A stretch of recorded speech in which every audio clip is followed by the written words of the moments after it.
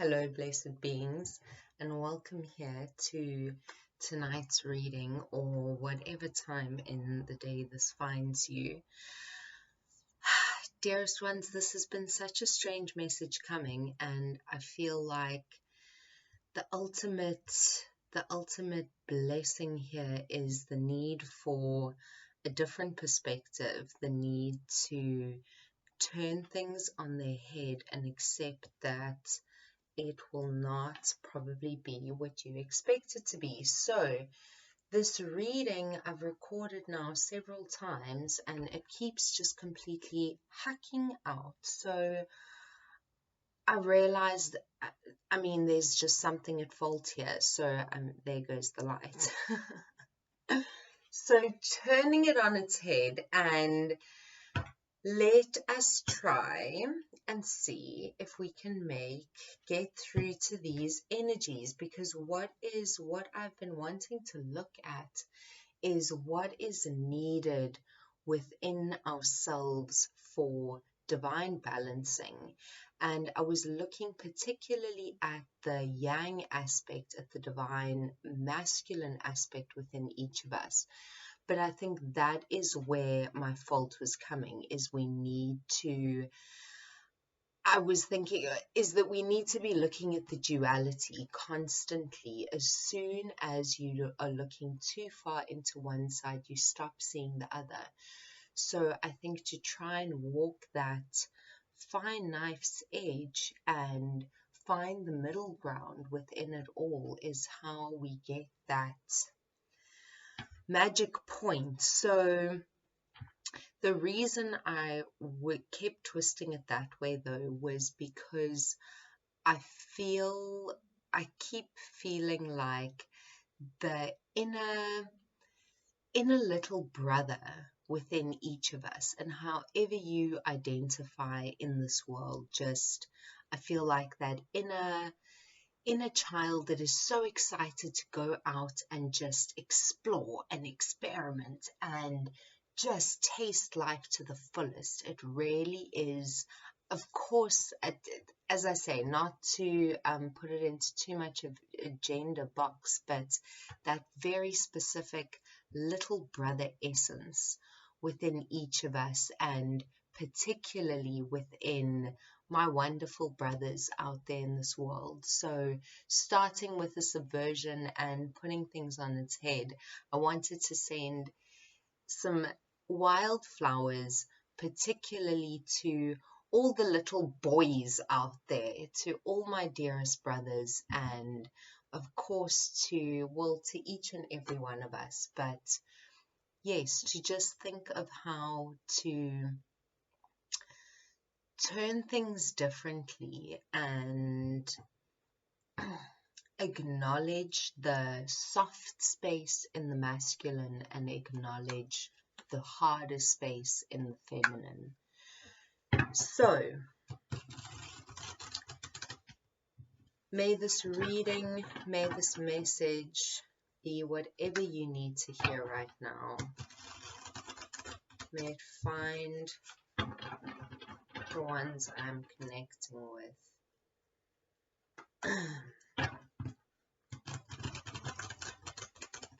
And may it bring you some form of peace and hopefully joy.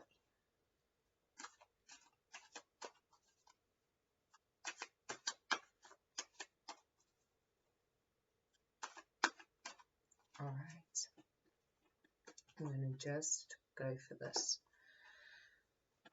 Okay, so I'm sticking with the mirror spread,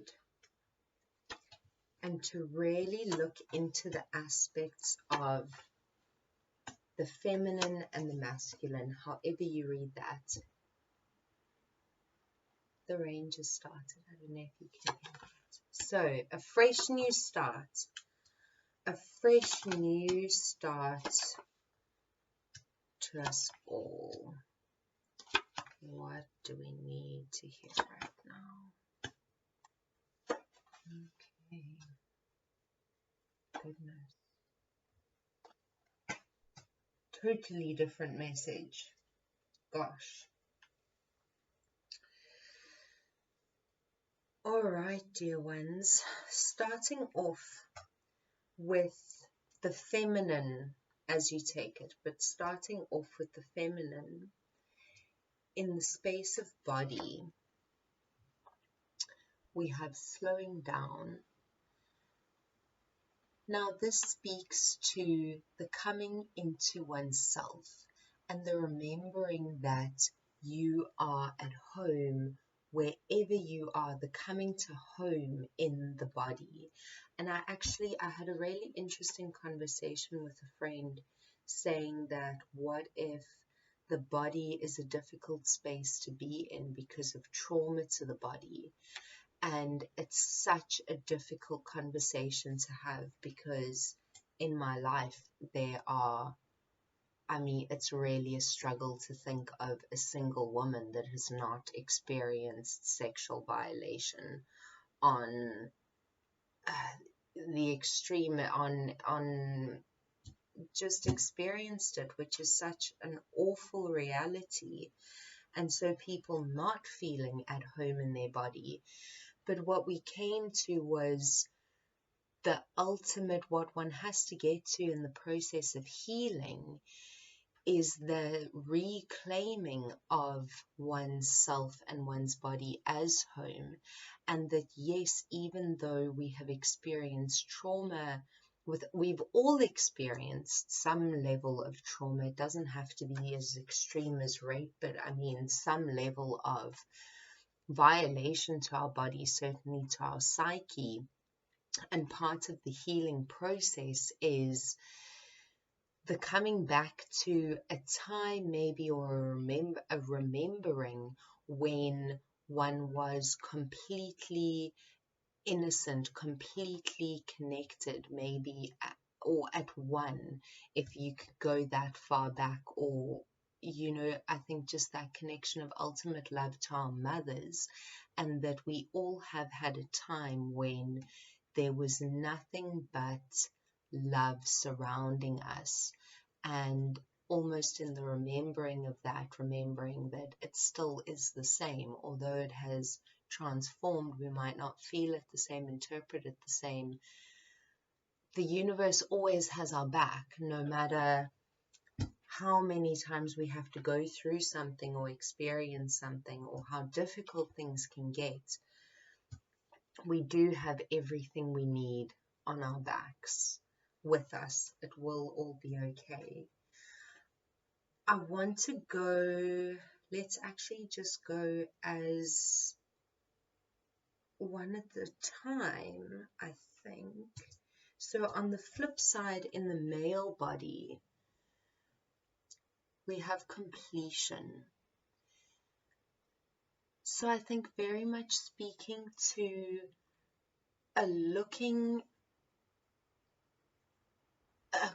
a closing of a cycle, a coming to oneself.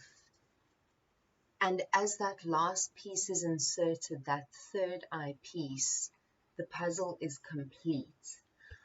I think a key, particularly here, is suggesting that it's through the body, through the physical activity, that you will find this completion. Particularly in our male essence, it's that expending of energy, it's that releasing that gets us to the next stage. I'm never sure if I'm doing this right, but okay, 1, 2, 3. So in the female heart space, contrasted by the male heart space, or let me rather say the yin heart space contrasted by the yang heart space, we have the upwards facing arrow and we have the downwards facing arrow. So these are both, it's beautiful in the heart space to have the queens balancing out. We have the Queen of Mind and we have the Queen of Cups. Now, outwardly, I think what is being projected is this level of a mask, this level of wanting to have a facade, wanting to have control over our circumstances, over ourselves, over our minds. And that's not a bad thing to aim for. We do need to come to that level of self-mastery that's imperative in just even being that's imperative. But there's a very different energy between this control, although it is enlightened with the star points, but nevertheless, she contains equally this downward pointing arrow, which speaks to water, which speaks to the receiving. I mean, these are chalk and cheese. This is controlling things with tension. This is controlling things with the absolute release. That in that release, everything will come into its pattern. Everything will find its divine place in this world. So really within the heart space, looking at the balance between where we are controlling overly and where we need to release, and that it's always the tension between the two. You can't give too much of one, else you fall out of balance. And what's the divine saying? Sometimes falling out of balance is part of balance itself. So the duality of everything, always. Then in the mind space, we have the yin, laziness, and the yang, stress. Now it's interesting because both of these actually have a very similar message. This equates to the Nine of Cups, and it's that absolute relaxation in the enjoyment of the moment. Knowing that with the birds of flight on the horizon, there are more adventures to come, but really appreciating and enjoying this moment of completion, this moment of cups overflowing, cups full, before the next cycle begins. On the contrast with stress, which looks like, stress, such an overwhelming card. But what Osho is reminding here is that when we overly control, when we have that feeling of needing to make everything right or everything's going to go wrong, that's exactly when the monkey pops up and pops the balloon and whoops the daisies. And as has been happening with my readings all evening, the more you try and control it, the more everything goes crazy on you. So needing to step away from this, realize that each point of stress is there not to hurt us, but to teach us something, and really taking a breath, relaxing. Feel tense just looking at him. So really taking that exhalation to the soul point, harmony and existence. This is the most beautiful deck, the most beautiful card in the deck. It is just exquisite, and there's a meteor shower happening, so perfect energy. If you can go and look at the stars, please go and look at the stars, universe says. But so in the soul space, speaking to really needing to come into the balance between the heart and the mind, and which rules us. That this beautiful blue energy, just the heart space, the looking into, and not heart space in a corny, it's the overall energy for this in a corny, dreamlike love sense, but the heart space as in what truly ignites your fire. What is that core burning in you, that core, they are within yin and yang, but that real burning fire, what sparks that and gives you that sense of release. This figure's at complete and utter peace, and also at peace with nature. I think here there's a calling to definitely come back to nature, and if possible, look at the stars, look at the night sky. It's in that we remember our smallness and our vastness, and the vastness of everything around us. What this speaks to is how we are so integral in this universe, how without us, without you, there is a star missing, there's a piece missing.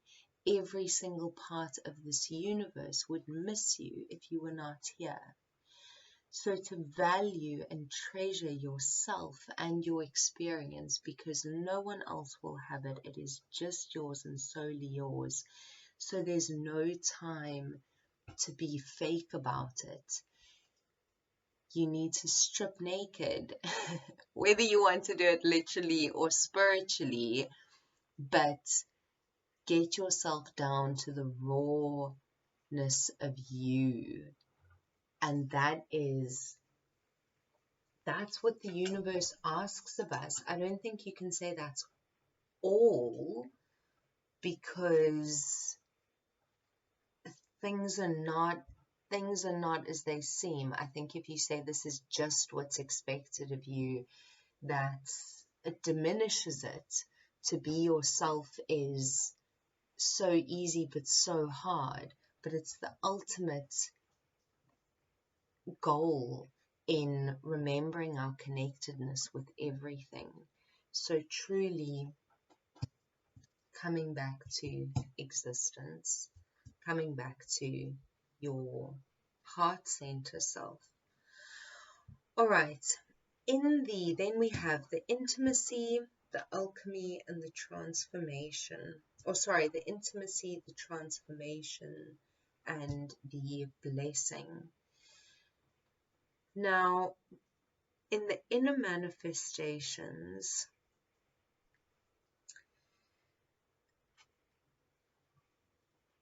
have guidance. Now, this speaks to, again, needing to listen to that inner voice, dropping, particularly the ego, dropping the outer manifestations of what is expected of us, and looking to the greater self, the greater cause, the greater good, if you will, but really trying to listen to that inner voice and that inner guidance. And what this will lead to in the alchemy is the Queen of Pentacles flowering. Now, this is, as we were saying, the need to come into the heart space. She is so in her heart space that it's radiating from her very belly, from her very self. She is utterly at balance. She has the yin and the yang hair dividing her both ways. The coming into balance with the self is the coming to the self, but equally in the sharing of the self. Again, that constant duality. I feel like it's when you get to that paradox that you're really getting to the meat of it. Then you're getting to it when you're up against a brick wall. That's it. So the blessing is suppression. Now, I think what this is speaking to here is again really warning, or the blessing, the lesson is the guarding against the suppression of the mind space, the suppression of weights from outside of us, what we think society expects of us, and what leads to what we think we expect of ourselves. versus what our core self is truly saying to us. And it leads to this completely volcanic split energy. And I think it's a lot of what is happening at the moment is that bubbling under the surface. And to guard against the absolute breaking is that taking the deep breath and taking it back to the self. Either which way, we have that breakthrough, but it's to try and minimize. We don't have to make it so difficult for ourselves. Osho has a beautiful thing of saying, we make so much fuss. We are here we're waiting on a platform for a train, and the train's about to be here, and we fight, and we just cause so much sorrow and so much distress, and then the train comes and we're gone forever. So it doesn't have to be such a burden, such a tying down. We can also release these weights. And our next card is the nothingness. And Osho particularly names it the no thingness, that this is our 0 point, if you will. Not complete zero, but this is the blank slate. This is the all. Remembering that in your darkest moments, in these darkest places, you are connected to everything else, to the no thingness. And that is our 0 point. We are at one with all. And it's how to remember that for ourselves. I wish I could give you a key. I mean, doesn't everybody? But the thing is, it's such a personal one. So what is offered here is the guidance to aid the transformation, ordinariness, the coming back to nature. Nature's medicine is the biggest blessing that we are given. I saw this most beautiful thing where a woman's just speaking on the generosity of nature, and it immediately brings her to tears. And she says nature is just, it's so generous with us. We are given every single thing we need, absolutely everything, to live our lives beautifully. This world is before anything is taken from us, everything is given to us. And it's to try and remember that gratitude, because truly it is all around us, in the simplest of things, in each and every flower, in every experience, every interaction. This is life, and God, how beautiful, how beautiful. So the ultimate blessing, traveling, moving on to new spaces, moving above the cloudiness of the mind and really rising above. And I love that we have the sun here. Just that the original intention was how to fuel our yang aspect truly, and coming to the sun, acknowledging the dark within us, acknowledging the light within us, and not being fooled. So the overall card, the dream. I think I read this on my previous read, and what it is stepping away from the illusion that society gives us and the illusion that we give ourselves, and really looking into our heart center. Osho says, you know, we fall in love and we think that it's because we found our soulmate, that it's this perfect person who completes us, and nobody completes us. At the end of the day, we are alone in front of existence no matter what. Of course, travelers along the journey make it all worth it. Life without people is not what a life without a life not shared is a life not lived. Is that it? Christopher McCandless, the Supertramp, Alexander Supertramp. But of course, it's within the sharing. But first and foremost, we have to fill our own cup. No one else is going to fill that cup for us. And no amount of projecting that dream on another can ever fill it for us.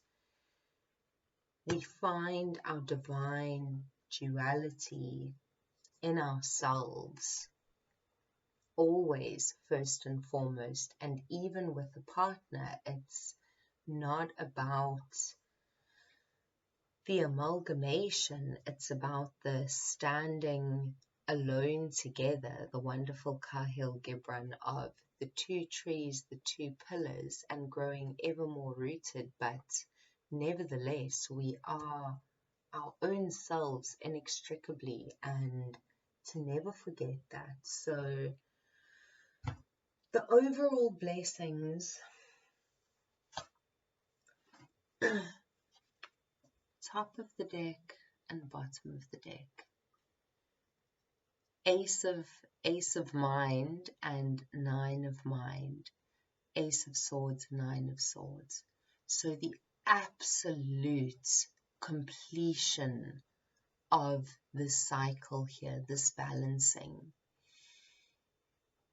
It's coming to your own enlightenment through the way in which you'll listen to. I know that sounds strange or maybe harsh, but if looking at these superficially, this looks so beautiful and transcendent, and you think, oh, well, I wouldn't want to go through the sorrow, just get me to this divine consciousness.